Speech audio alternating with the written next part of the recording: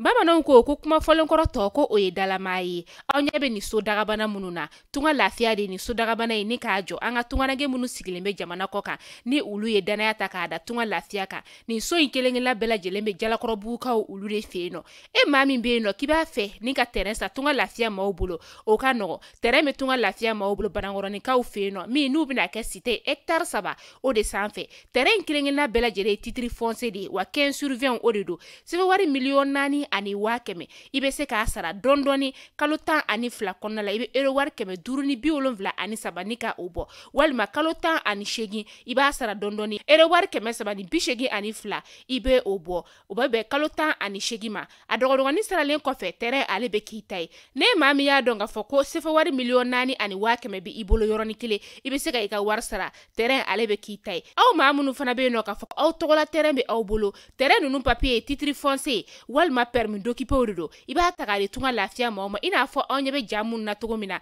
u b'a jɔ ni ka a di ma ka sɔrɔ i ma tɔɔrɔ o tuma la tunganage minnu sigilen bɛ jamana kɔ kan tunga lafiya nana aw lafiyali o de kama walasa sojɔko la aw kana degun sɔrɔ cogoya min na ne mɔgɔ min bɛ fɛ ka kunnafoni wɛrɛ sɔrɔ sa o tuma la an wele an ka numéro whatsapp kan 00336 41 94 03 80 walima 00223 72 18 42 47 tunga lafiya maliyɛnden minnu sigilen bɛ jamana kɔ kan u bɛɛ lajɛlen kelen-kelenna bɛ se ka u ni kanso sɔrɔ ba maliba ale kɔnɔna la cogoya min na.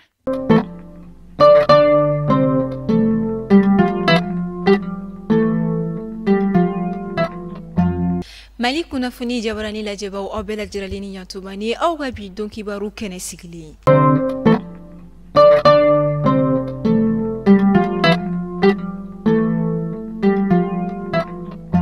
Amadou Tchaoulien Djarani, elle est coordinateur général du comité indépendant de suivi et évaluation de la mise en œuvre des refondations des assises nationales de la refondation Niamey. Olu ye séminaire dɔ kɛ CICB la ni o ye an ka jamana lajɛrɛ kɛyɔrɔba ye. Lajɛrɛ min kun tɛ dɔ wɛrɛ ye ka se ka an ka jamana sinsin togo k'olu ɲɛɲini. Anga jamana ɲɛmaa o ye colonel Assimi Goïta ye ale laɲini kɛ an ka tenitigi kurabɔlenw fɛ minnu bɔla kalo 6 formation na k'a f'u ɲɛna ko u ka baara min bɛna daminɛ u k'a kɛ ni danaya ni tilennenya ani ladiriya kɔnɔna la. CNAS faso hɛrɛ ni o ye bureau politique ye minnu sigilen don farafinna bɛnkelenya ma olu ye lajɛrɛ dɔ kɛ janvier kalo tile 28 tɛmɛnen san 2023 min kɛra u ka siège ba la Amdalaye Bamako. U ka lajɛrɛ yɛrɛ kun tɛ dɔ wɛrɛ ye ka se ka kunba an ka jamana togoyaw kan farafinna fo ka taa se an ka jamana dafɛ dugu ma. An ka jamana cɛmancɛ yan fan fo ka taa se a kɔrɔnya fa ma dekun dɔɔni bɛ o kɔnɔna la bibi na ka d'a kan ɲɔgɔn faamubaliya ɲɔgɔn lamɛnbaliya fo ka taa se dusuma kasayaw ma olu bɛ ka sinsin an ka jamana cɛmancɛ yan fa ani a kɔrɔnya fan fɛ min bɛ ka kɛ dekun ye jamana yɔrɔ sigibagaw ma. A ka gɛlɛ bi i ka don du kɔnɔ walima i ka muso sɔrɔ min bɛ se ka dumuni tobi ko a bɛ dun ka sɔrɔ najini tɛ a la ka sɔrɔ kɛnɛya tigilamaw y'a jira k'a fɔ ko najini duntogo sugu dɔ bɛ yen walima a duntogo jugu dɔ bɛ yen nɔ min bɛ se ka bana jugu caman lase mɔgɔ ma minnu bɛ kɛ jankaro ye minnu bɛ se ka dankari i ka ɲɛnamaya la o banaw la an bɛ se ka fɔ cancer banaw b'o la kɔnɔna banaw b'o la ani dusukunna banaw caman wɛrɛ.